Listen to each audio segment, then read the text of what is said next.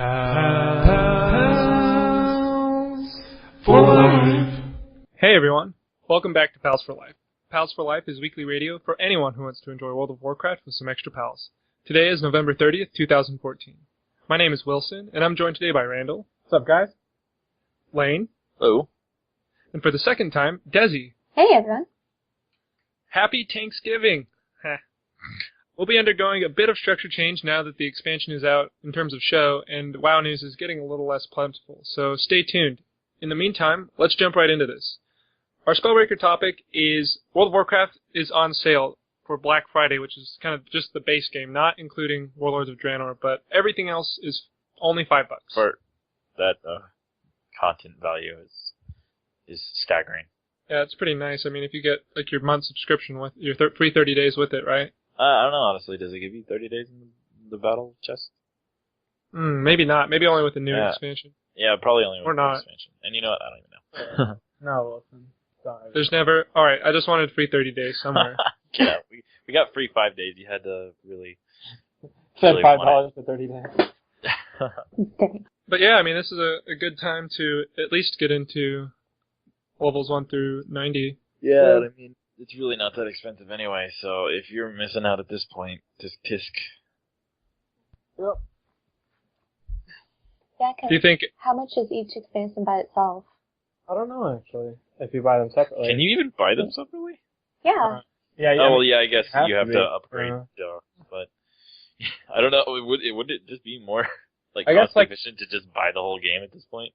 Yeah, I don't know, that's interesting. It is, even if you're like at like Cataclysm or you know, just buying the whole game again for $5 to upgrade the account is worth it. That's pretty dumb. That's okay. I just wonder if it comes like on one disc or not, or a couple discs, or is it all? Well, separate? that's still download. If you do it physically, then I don't think they have that deal. I think it's only digitally, right, Wilson? Yeah, I think that's where they get you, right? Like they still are making money on the hard product that they've created. Yeah, but they do it digitally because that doesn't cost anything per se, Right, and there's no like overhead for them to distribute it really. Right. No overhead. Well, if you look at because I know like there's been a lot of talk of like, well, they should do like a sale on microtransactions. That costs a little more money to actually do like server maintenance and keeping all that neat and tidy. Like if they were going to do a sale on like realm transfers. So the overhead on this was changing. We're changing the numbers pretty much. However much they had to pay the dude for those 2 minutes of coding or pressing buttons. That was the overhead. Yeah. Not much. Not freaking much. Well, I feel like if they did more of like the transfers or the changes, people would probably be more inclined to buy it, especially because it's Black Friday. It's just like a quick day. Not like it's going to go on like all week. So if they did like a Black Friday special, they get their money's worth because it seems like on the forums that's kind of what people were wanting for Black Friday. They may need to do something like that in the future. Just here's a week. There's 50% off all of your transfers, everything like that, and yeah, make everybody happy. It's a good motivator. Yeah. I don't know. I think Blizzard's never been one to be known for their sales, really. That's true. At least as far as I'm concerned. Not Valve. If I think of sales, I think of Steam, obviously, right? Yeah. That's what everyone thinks of sales. I think Blizzard tries to make all of their stuff more. I feel like when your stuff's not on sale all the time, it makes it seem more wanted in a lot of ways. Less of stuff that's in the background. That's fair. So when you see something on sale from Blizzard, more people look at it. So maybe I bet that's probably like something they think about. They are, a huge million dollar company. So I don't know. Yeah, they probably thought about this. They probably accumulated billions, but That's a good question, actually. I don't know if Blizzard it's, network. Like their How network? much? yeah, In Blizz the billions yet? Blizzworth? Well, because if you looked at the merchandise they were selling, a lot of it was kind of mediocre, or you still had to pay like $100 for something. You're like, Yeah, their stuff is really pricey, but I think that's because people don't really care. I think it's because Blizzard is on it.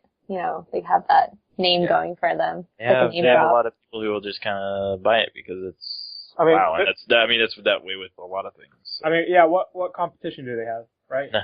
None. themselves. Yeah, Blizzard's only competition is themselves. Yep. So the only way to beat Blizzard is to beat themselves. Like that's pretty meta. So Monopoly going on. yeah. So if you do want to buy World of Warcraft, at least the base game, now's a good time. You can spend, $5 plus Warlords of Draenor cost and get all the way up to date. This week we're going to do a boss fight, which is usually a segment of the show where Lane, who is not typically a WoW player, kind of brings up a topic he wants to discuss. But this week we're actually going to do more of a group boss fight. I was looking at some reviews of World of Warcraft and saw Polygon's review, and it kind of, but not World of Warcraft, but also like Worlds of Draenor in particular, and I kind of thought, reviewing an MMO is very unlike reviewing a game, I think. You have to spend a lot more time with the game, and you kind of have to make some judgments that may not stick around, as the game gets updated. So I kind of wanted to kind of poll all the hosts here today to see what you guys think about reviewing MMOs. Is it possible to get an accurate review of an MMO? And do you think that Worlds of Draenor, in your experience, if you've played enough of it, deserves a 9.5 out of 10? I think the hardest thing with reviewing MMO, and I was talking about this before the show, is having, good reference material. You can argue that there are other MMOs. I'm not saying there aren't, right? People know, I think people have heard of Rift, and, Final Fantasy XIV is alive and well as far as I understand. But I don't think any have ever reached the magnitude of WoW in any way, really, right? WoW has always been the dominant. There's never been one to even, push its buttons. So the only reference material WoW really has, as far as I'm concerned, is itself, right? And Blizzard's getting super meta today. Yeah, it really is. Well, they're almost seen as the grandfathers of MMOs. Like when people are like, "Hey, what MMO do you play?" Most people will be like, "WoW," or they're like, "Yeah, World of Warcraft." Like they own up to it most of the time. Yeah. It's rare you hear Rift or Ion or other games like that compared to WoW. Yeah. Yeah, that's what it is, right? You hear those games compared to WoW, not the other way around. Mm-hmm. And that's for an obvious reason, because WoW is like kind of the staple, that's what an MMO must be, I guess. Yeah. So then there's nothing to compare it to after that. And as much as something like EverQuest is ultimately almost the father of WoW, World of Warcraft has gone so far above and beyond anything EverQuest could have done. It's almost impossible to compare the two past, source material at this point. Exactly. Yeah. So I think the grandfather statement really applies more to WoW now than it does to EverQuest. If we had been, second year into WoW, then EverQuest was definitely still the grandfather of MMOs at the time. Yeah. But World of Warcraft has completely outgrown everyone and everything. So it is literally its only comparison out there. World of Warcraft is completely unique. And going off that a little bit, I have a little bit I can say about it. Certainly, I think a little less critical of it. My point's a little less critical of it. It's really hard to judge MMOs because of personal enjoyment. I mean, this person reviewed it at a 9.5, and they reviewed it at a 9.5 before the raids even came out, right? Yeah. Yeah. Raids aren't even out yet, so okay, that's interesting. Maybe he would have given it a 10 if he'd played the raids. Who knows? I think MMOs are way too based on personal opinion and preference to get a good review out of it, and that's a fine line there, because content-wise, you can always review something and say, hey, it has a good amount of content, it's well developed, and that you can give a score by that. But more and more these days, reviews are becoming almost guides to buying, and well, in my opinion, they are. And in that way, you can't trust a review score for an MMO because, and this isn't just for someone who likes MMOs or doesn't. This is someone who already plays WoW. Maybe they would hate this expansion because it didn't tickle their fancy. There's not enough content in this one specific area. But so I think reviews for MMOs are extremely difficult to do well because they encompass a totally different spectrum of player choice and player, just the options and amount of things you can do. So it's not like a nice linear path you're going along, and that's true for a lot of games. But dude, this is WoW. Like, it's so much harder to figure out what you're even talking about in this game half the time because, you know, you could all be walking through the same area and suddenly you're all doing 5 different things. And, you know, that's going to happen if somebody who's read this review goes out and plays the game. They're not going to do anything that the reviewer did. Like, half the time, it's going to be completely different. So it's really hard to get an idea of what you're actually going into from a review. So that's my 2 cents, I guess. The first thing is World of Warcraft executed a lot of the ideas that were presented in EverQuest and other MMOs before it, like, a lot better. And that's why, you know, it's the ultimate game right now in terms of MMO and the genre. And the second thing is, when it comes to why people play games, MMOs are designed from the ground up to appeal to every type of player. So, like you said, Lane, that reviewer may have a certain set of preferences that don't apply to the general public even, or a good chunk of the player base. Yeah. So, it's really hard to, I think, grade an MMO. Yeah, I mean, I don't think it's completely possible to do it objectively. You know what I mean? Yeah.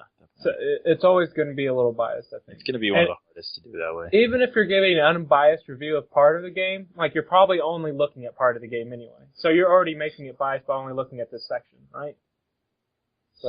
So we brought up 2 major issues so far, which are that World of Warcraft is its own little microcosm, and that the experiences differ so much that it's hard to get a good bearing on a review score.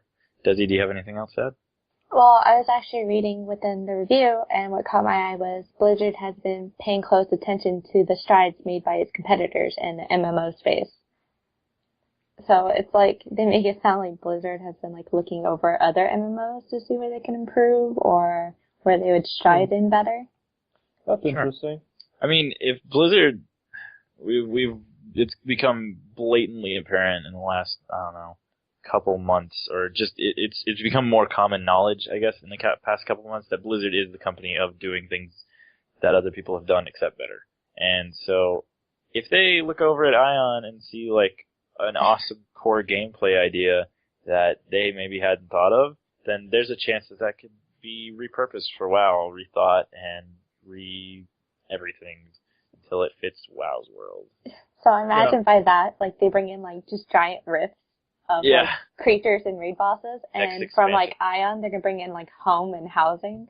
Hey, they already kind of did home and housing. Yep, comparisons. they do have that. So next expansion is going to be the Rift expansion. Everybody heard it here first. And I think to kind of go back to our idea of World of Warcraft as its own sphere and not having anything to, you know, base a review off of except itself, I think it's kind of good to maybe look at previous expansions of the game. Oh, God, we're getting so meta, man. Yeah, but I mean, seriously, how does Draenor so far compare to Mist for you, Randall? I mean, I just don't think about Mist mostly, but no, I'm just kidding. You know, probably one of the best things is that you're actually encouraged to explore the world. So even if I could say that, you know, Mist worldwide, was, you know, as good as World of Draenor, like, as far as content went, it still wouldn't be as good as Draenor, because Draenor makes you experience it anyway. Makes you experience it more than you would in Mist. Right. It asks you to search it, as opposed to Mist, where, like, if you want to find out about the world, you pretty much have to explore it yourself. Draenor basically just, like, cuts you off with the wings. Yeah. Don't fly! And basically, I mean, I think for any game, especially, people would, like, rather have, you know, this is maybe a little extreme way of saying it, but, like, having their hand held through the game to do things, right? Because when you play a game, you don't want to, like, you know, except for, like, the extreme, you know, elitist players, most people don't want to think too much, right? They just want to have a fun time. Yeah, that's fair. So when you have to, like, think really hard about where you need to go and stuff, it makes it a little more difficult. But when you just stumble upon cool things all the time, it's a lot easier to experience. I think that's true. Really telltale of how games are these days. A ton of games are extremely large in the hand-holding, you know, way of things. And it's kind of weird. If you look at really popular games these days, a majority of them are that sort of hand-holding game. Or a majority of the really successful ones are that hand-holding game. Or the complete opposite side of the spectrum. Oh, yeah. It's where like it doesn't do anything. Yeah, where it tells you nothing. Like, the in-between ground is really gray and not really covered by anything very well right now. when I say handheld, I don't necessarily either mean easy, I guess, but like you're given direction to do something. Yeah, if you've ever played a Ubisoft game. Yeah. That kind of stuff where it's literally just like, hey, there's your next collectible. Go over there and get it. That's the kind of hand-holding I imagine. Yeah, hand-holding. Yeah, that's kind of what I imagine. That's honestly one of the reasons why I kind of dislike Ubisoft games, because the collectibles in the game aren't even collectibles. It literally just tells you where they are. But WoW, you actually get to kind of explore, and it's not going to hold your hand through it. And that is sort of what I appreciate about it, and sort of what I don't. And going through this whole new player experience again gives me a fresh perspective on everything. But the game does an okay job of telling you what to do at the first, in my experiences, but it doesn't really put you in any situations where you actually have to do that stuff. I have been playing a little bit of Mists. I played some today and a little bit earlier in the week, and I like it a lot more than the Draenei stuff. The missions. You played through Starting a Panda? Yeah, and I didn't get very far, but I mean, I had to get like 10 quests in, and it's already significantly better because, it's not just go here, kill that. I've done one fetch quest in all 10 of those, and given it's the starting stuff and they've got to do that, but I had to earn my stuff that I'm wearing at the moment, and I even had to go fight a dude who actually used abilities against me. Amazing. And so, yeah, the way that I guess that they have, evolved to tell this sort of stuff is a little more in the way of hand-holding, I guess, because Draenor is super, or the Exodar and that sort of stuff was super bare bones, in my opinion. But is there anybody who starts anywhere in Warlords and that sort of stuff? There isn't, is there? Since they didn't start a new race, no one starts. Oh, no. Yeah, there's no character that starts in Draenor. Because honestly, I'm sort of.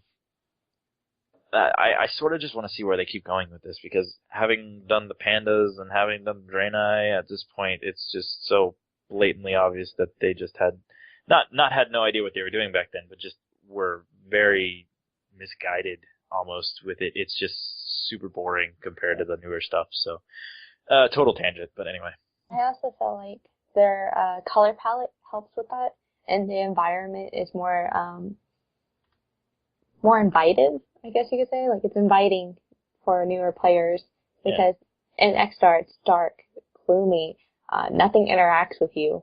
Like, going through Mr. Pandaria, because I have a little monk I started, when you walk by, people are like, oh my god, you saved the little fire god, or, the colors are bright, things interact with you. It's a lot easier for a new player to get into it, instead of it just seeming like the world is, like, shutting you out. Say what you want about missed content, but it looks nice. It does. The colors are a lot more vibrant and gets you into the game. They've really updated it. And I can look through, like, Draenor's upgrades and see on how their color palettes have just improved tremendously compared to, like, vanilla and stuff. Yeah, they definitely always had visual improvements. Yeah, that's for sure. And Draenor's no exception, too. Like, I think that just the visuals in that whole continent are pretty impressive. Yeah, you know what? This kind of brings up an interesting thing to go off of. What kind of visual fidelity do we expect in MMOs these days? Like, from a reviewer standpoint, do you want it to look, sort of realistic, or do you want it to look stylized, cartoony, anything like that? What do you think? I'm honestly more worried about gameplay when it comes to MMO. That's true. I think the thing is that with an MMO, there's, like, so much going on. Let's say, like, I had this game look like Crysis, right? Now let's imagine having a 50-person versus 50-person, like World PvP event, right? Okay, so clarity. Like how many computers could, like, handle that on, like, a good scale? I would have to, like, dock the graphics down so hard that it would look like crap. So basically, as long as clarity is the first priority. Yeah, and I'm not saying I want it to look, I don't want it to look like, Mario on Super Nintendo, right? Don't want it to look like Vanilla WoW. Yeah. Or beta. Yeah, I don't want it to be beta WoW. Yeah. Or alpha. Oh god. Yeah, but. Or just something from the Warcraft 3 engine. I think if we're talking about visuals, it's just about being clean. Okay. Like clean, smooth. It doesn't have to be crazy high graphics though. I think you do need that clarity for all the things that go on in an MMO. Yeah. And I also think that it kind of is a little aesthetic dependent. Like if it's a really big fantasy game like World of Warcraft that has a little bit of, self-awareness, the cartoon look is perfect. But if, we were to have, I don't know, let's say The Witcher had an MMO. Oh, God. Oh. You wouldn't want WoW graphics on that, would you? No. I would want Witcher graphics on that. No, Yeah. I want to see like people's dimples in their face. Like. See? So, and we kind of experienced a little bit of that with Elder Scrolls Online. True. Yeah, Yeah, well, that is a right. very little bit of it because I don't even know if anyone plays it anymore. Rip. That was quick. Yeah. All right, well, So- we've gone way off course, so next up, I guess. Yeah, definitely. And so if you guys have any thoughts about reviewing MMOs or if it's even a worthwhile task, feel free to drop us a line at our email address. That's pals@palsforlife.net. We're going to move over to Tavern Talk. This is basically news and rumors heard from all over. The first item on the list is Blood Elves have finally gotten their art update. Is that correct? That is correct. Yep, and that would be that, right. that Model butt, update. that butt. Which butt? The male or the female butt? Female, dude, what? Well, male butt got like It is. totally flattened. So. Apparently, males got very flattened, and females got very the opposite of flattened. Got back. Yeah, Got a little bit of a baby lift. got back, pretty much. Well, I have a bit of a qualm actually with the way that the beefing up of, well, the male blood elf is just obviously hypermuscular, and that's just something we can't fix. But they're supposed to be mana addicts, and in the lore, right? They're supposed to be addicted to mana. They're not supposed to be keeping a lot of weight on them. So I thought that the original female blood elf model is actually pretty good representation, despite being very sickly She's looking. super freaking skinny. What? I didn't even realize that. I feel like they're not like too concerned lore-wise with what character models look like. Well, I am. They're I feel obviously like she can going. hold a sword now. Okay. I'm just saying, like, the model beforehand, she looks like she can't even pick up maybe a twig. At least the new one, she looks like she can hold a sword and hit you with it. Also, I think it's definitely an upgrade. It's a definite upgrade. I also like the flourish on their undergarments. They got gold going Too everywhere proud. now. I think that's silly though because it's not. I mean, how often are you going to see that? I mean, Can you even like run around in Yeah, this you stuff? can. Even You can take yeah. art do stuff you even off, RP? Okay. Yeah, RP and this stuff. Yay. Just so we all know. Well, it does kind of play in also to more lore stuff because blood elves are, they live a very decadent lifestyle. Oh, God, So, yeah, and then let's talk about the male butt here for a second. So, I mean, the male butt was originally pretty flat, but now it's especially flat. I mean, there's just Non-existent. nothing there. You're The right. shape is actually a little odd. It does look like it got hit by a car. Rear-ended. Yeah, it got. Oh my God, that's like worthy of Lance. Wow. It's almost like squared off. Like, there's no roundness to it. Like, do guys not have butts anymore? Do we not Yep. believe I in feel that? like you could block off the top and actually you could convince people that it's his front. Oh my god. You're right. Oh wow. It's really bad. Yeah. Yeah, I don't know really what the idea was for the design choice of that. World of Buttcraft. I mean, he's leading with his pelvis, or leading rather, that's, for some reason, that's the posture for him. I see a lot of postures like that in concept art for some reason, with like the arms back over the freaking shins. And That's how they far stand out. in game though too. Okay. Yeah. That's true. Yeah, honestly, that's probably just derivative of their lifestyle, like you said. Kind of trying to be high class or whatever. I guess. Well, because they used to be slaves, so they gotta try to improve themselves somehow, even it's pelvis out. Yep. But Pelvis out. Let's go. when in doubt, put it out, right? Pelvis out. The lady's not even standing like that. She's got her leg up. She's standing like normal. So, anyway, to confirm though, they do not have an ETA for when these will be in-game, but these are some screenshots that we have linked in the show notes that you'll see. So these are actually not in the game yet. Yeah. That hair looks Oh. really nice.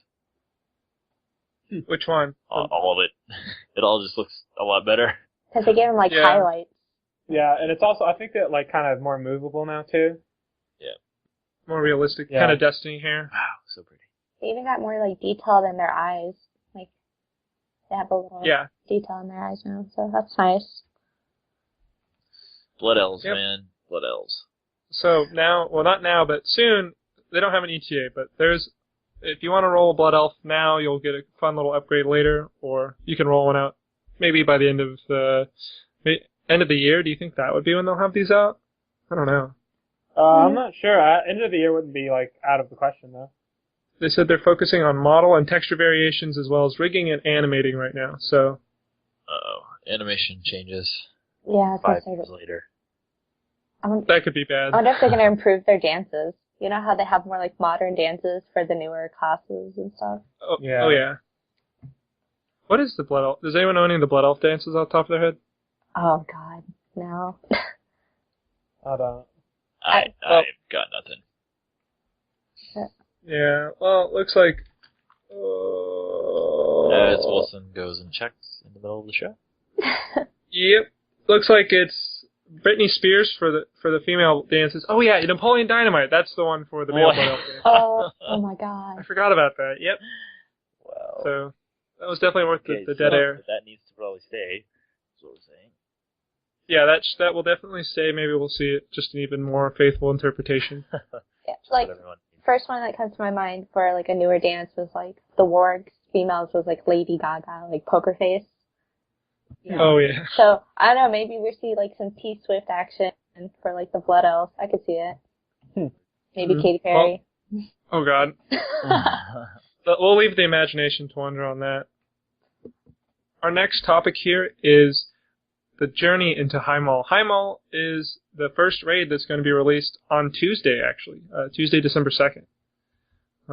It's pretty interesting. Basically, it's kind of an ogre city set in Nagrand, or Nagrand. I don't know how you say it, guys. But anyway, there are 7 bosses, and 3 of them are optional, which is kind of a cool, old school thing to have optional raid bosses. And in general, I think there have always been optional raid bosses, but you have to have an item level of 615 or higher to get into the domain versus raid finder. So, yeah, you do have to gear up a little bit, and probably if you're 615 item level, you're not going to be performing as well as you could. So, yep, but you got to get gear to get into dungeons that give you gear, so it's a bit of a vicious circle. Yeah. So we're just going to do a quick cast check of the bosses you'll be fighting, maybe talk a little bit about it. Sure. First one on the list is Kargath Bladefist. So this is the warlord of the Shattered Hand. He honed his combat skills as slave in the Ogre's gladiatorial games. He slaughtered countless opponents for the promise of freedom, only to be ultimately rewarded by being locked away with the other retired champions. Fueled by rage, Kargath severed his own hand to escape and led a revolt that soaked Draenor in ogre blood. Now he returns to the arena to teach you the true meaning of savagery. Ooh. Well, so have you noticed his character model is like covered in like it looks like he's wearing goth makeup? Yes. He looks like he has black lipstick on. Exactly. I don't know the why black they lipstick. did that. I really wish they hadn't have done that. Hey, I like a smoky eyeshadow like any other guy, but I think that this does not fit on a warlord. On a warlord with a freaking sword on his hand. It's not functional. I don't know why they added that. He was put away, guys. He's not going to have like a cool looking like tan or something. He's going to be kind of grayed out. He probably turned a little emo actually in there. It's he fine probably if he's just like some dust. It's fine if he's a little gray looking, but he has obvious makeup on. Like, where did he even get it from? Do they have makeup in Draenor? Like, Hey. it's Maybe not he natural. just like scraped it off, like just used the dirt and put it on his face. Oh, this is great. I look very awesome. black dirt. I will say that. Now I'm wondering if his toenails and fingernails are painted, or if they're naturally I black. think I can see his Oh, those thumbnail are- and it's black. Oh my goodness. I don't think, Are those painted? guys, Those I don't painted. think he wants to bring up hands in this. He is missing one. Oh, Yeah. word. Okay, Good so maybe point. the nails of his blade, if it's serrated, are black as well. Oh my god. Well, this is going to be the warlord you take down for this whole raid, so pretty monumental boss. Although he's he's not the last boss. He's like the first Okay. boss in this raid. Yeah, I was gonna say. Yeah. Right. He's first on the list. Yeah. Right, he is. And I think this is an order of kind of how we're going to see them, so... Yeah. I think this will probably be the only raid in which the warlord is the first boss. Yeah, Well, Nerzul has his own dungeon, right? Yeah, Nerzul has just a regular dungeon. Yeah. Okay. So, Randy, you want to let us know about next boss? The next box. The next boss is the Butcher. Born in the defeated underbelly of Highmalt, this ogre may have once had a proper name, but it's since been long forgotten. Abused and beaten from his earlier days, the hardship only strengthened his body even as it broke his mind. Now there is not an ogre in Heimdall who will not give him a wide berth as he hacks away at slaughtered carcasses to pass his days. Hacks away with that mace. Let me tell you. Looks like a pretty raunchy looking guy. You know, actually, he probably has a blade in his right hand. It's just like facing straight towards us. Yeah. I He does. think that's Yeah. some kind of. Yeah, there you go. Yeah, he does look pretty raunchy. Yeah. Optional boss here. Yeah. So, oh yeah. what- This one's optional. So, how do drops work from optional bosses? It's the same as It's normal. the same. Oh, really? Okay, that's cool. Yeah. But you can just walk around him if you want. Yeah. Basically. Give him They a might, light. they might have like a Earth. mechanic that makes them harder or something now. Sometimes they do that. okay. Like in Sounds like he'll berserk a little bit. Old War, you had what's that guy's name, Wilson? Dang it, the guy with the hands. No, not that guy. He's not an optional. You have to go through him. Yeah, you do. Never mind. The one that I gets don't the know. Astral Caller title and Star Caller title. Dang it. Oh, I know what you're talking about. And we're gonna be here for 5 minutes. Dang it, guys. I'll go on. Algalon. I Yeah. go on. Like he was like an name. optional boss, but he was like, in some ways, he's just really hard. Mm. That's it. So he dropped really good stuff. And you got a title from it if you did it. So. Oh, okay, that's good. So maybe you could get a fun title. So, for oh it. yeah, But- that's possible. We may have some stuff from here that we don't know about. I don't know. Ooh. Okay. Well, I'll take the next one, which is Malphite. I mean, Tectus. And, yeah. He is an ancient embodiment of the chaotic forces that shape the terrain of Draenor. Tectus has been twisted and enslaved by the maddened Pale Orcs, who themselves barely maintain control over this imposing force of nature. Dude looks really cool, though, right? Yeah, he looks good. Yeah. Does look Red, I loose cannon. I really like the color contrast they're going for there. Like brown and blood red and gray don't typically end up on the same palette, but yeah, it's cool that they're going that here. He looks interesting. Yeah. He's also optional though. Yeah. Yeah. Also option. Yes. Yeah, it'll be fun to fight. Yeah, he now that you said Malphite, though, that's what I imagine his skills being. Yeah. Yeah, I imagine him throwing a little rock at me and it bowls to the ground. Yeah. And charging and you. Stoppable forcing all over your face. Oh Yes. god. Alright, Des, you want to take the next one? Alright, so we're looking at Brackenspore, also optional. The Iron Horde Juggernaut, moored in the waters beside Heimdall, drew the attention of Brackenspore, ancient walker of the deep. This aquatic giant spreads fungal growth and moss in its wake, and is driven by primal instinct and to eradicate any traces of civilization in Draenor. Oh, He's pretty cool looking. He reminds me a lot of the stuff that we were looking at the last time we talked about one of these. Oh, the little Those- vegetable people? Yeah, he's kind of like a planty dude. Yeah, he's not. I don't think he's in the same category as the vegetable Yeah. peoples. Definitely not, but But yeah, I can see where you're coming from. No, he looks like a lot of fun.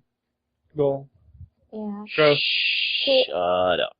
He actually looks like another dungeon boss called Hungerfin, if you guys can remember him. Yeah. He was in the Underbog, and Yep. that's what he kind of reminds me of. So I'm wondering if his fight is going to be similar to it, kind of like a throwback. That'd be pretty interesting. That'd be pretty cool. Yeah, Bro. they may. I'd like to see that. Just saying. Well, our next boss is Twin Ogron, guarding the entrance to the Gorthanon atop Heimdall. Paul and Themos are the personal guard of Imperator Margok. Peerless in strength and determination, what these Ogron brothers lack in intelligence, they make up for with sheer size and brute force. I'm getting a lot of sense of, like, just brute force with these bosses lately. So this Or- Tweedledee and ogres. Tweedledum are fighting? Is that fair? Yes, Pretty much. they are together. Tweedle purple and Tweedle green. Yeah. Well, look at all of them. They're all like buffed out. Like, Yeah. what gym do these guys go to? Freaking ogres, they gotta be buff, otherwise They lift the gym. Yeah, they left it in. You can lift, bro. I lift this whole city. Shut up. Although, not all the ogres are, dumb. Doesn't make No. sense. It's just most of them. Just the Well, ones do you want that to tell us? Well, actually, the next one, Randall, you want to let us know maybe we have a different type of ogre here. Sure, the next little dude we're talking about is Korog. Or, I'm not exactly sure how to say it, but something like that. Or Korag. Who knows? He was the only ogre to survive direct exposure to a mysterious relic unearthed by the Heimdall excavations of Nogran, leaving him with a near complete immunity to all magic. Rumors about regarding his connection to the Imperator, with some wondering why Korog would remain subservient to a sorcerer despite his unique gifts. Interesting. So, still a bit of a brute. Yeah. Yeah, this guy's a hard brute.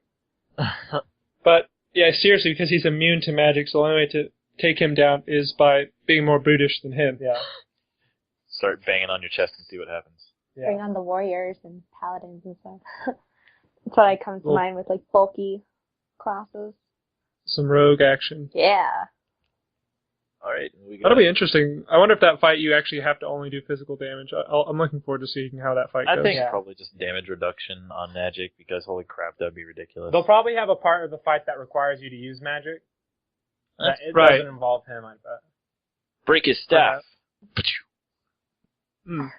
just imagine, like, a little gnome mage just hitting at his ankle. Bite. Okay, and last but certainly not least, considering he's the final boss, is Imperator Margok. As the Grand Imperator of Hymal, Margok is descended from a long line of sorcerers who ruled the Gorian Empire. With cunning that matches his brutality, Margok recognized the rising tide of the Iron Horde and what it would mean to oppose them. He has acquiesced to an alliance with Grommash, even as he continues to search for a way to tip the balance of power back in his favor. Pretty cool looking dude. 2 heads. I'm kind of sad that, the ogres are first, because we're, like, knocking them out very quickly, I think, if that makes sense. Well, I feel like we may see a little more ogre, but yeah, this is definitely, they're cashing in all of their ogre chips, I think, lore-wise. Yeah. Do they have anything else? Is this it? I mean, Hymal. Yeah, Hymal. I mean, it's their capital, right? So it's kind of like... Well, guess not. Yeah. Yeah, that'll be nice to play that all out. And ogres, I mean, that's such an ogre thing, right? To, like, strike a deal. Yeah, and to then not die. Plan. Iron Horde. Yeah, then plan to backstab later. Yep. Freaking ogres, man. That's all they got. They're not known for their smarts, apparently. So. Hey, but this dude is Imperator is. cunning. Yeah. Imperator. He's got cunning that matches brutality. Yeah, he's a smart big boy. We'll have to take him down. Yep.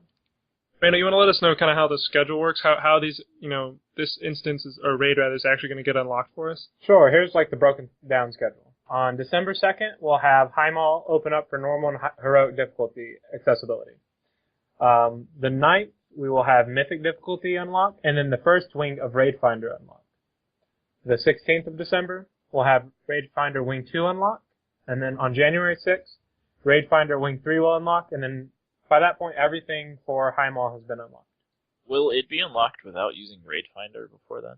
Yes. Mythic will be available, to be beaten before the third wing of Raid Finder is even available. So the whole freaking raid will be open if you can get a group together.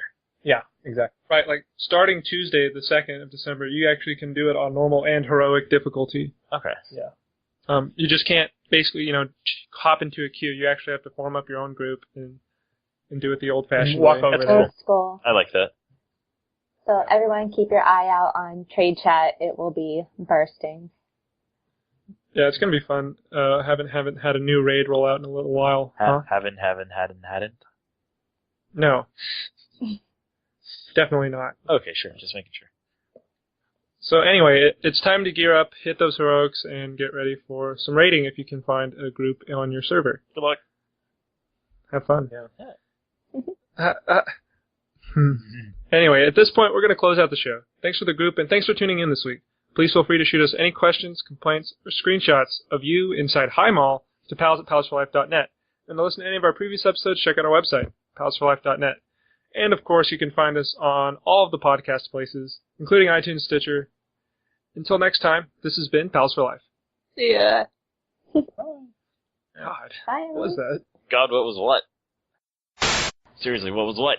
Yeah, but Lane was like, blah, or something. It just did not sound, sounded unhealthy. What? I said see ya. Whoever said see ya, just sounded like they died as they said it. It was like their last move. Oh boy, I'm glad the ER's back open because I just got wrecked. Did you really just say that? Well, I mean, head trauma makes you say crazy things.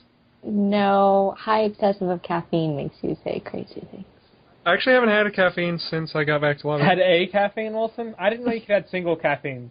like this place that like looked like Seattle or it had the same like kind of environment as that. Hello, Seattle. Right, don't sing that. But yeah, it just made me think about that. Dang, shut down so early in my career. Yeah. Don't ever start a career. Ouch. God, that's ugly. What? Seriously, what is it with this kid like carrying around this band on his arm that just super mega awesome evolves things? Why is that a thing?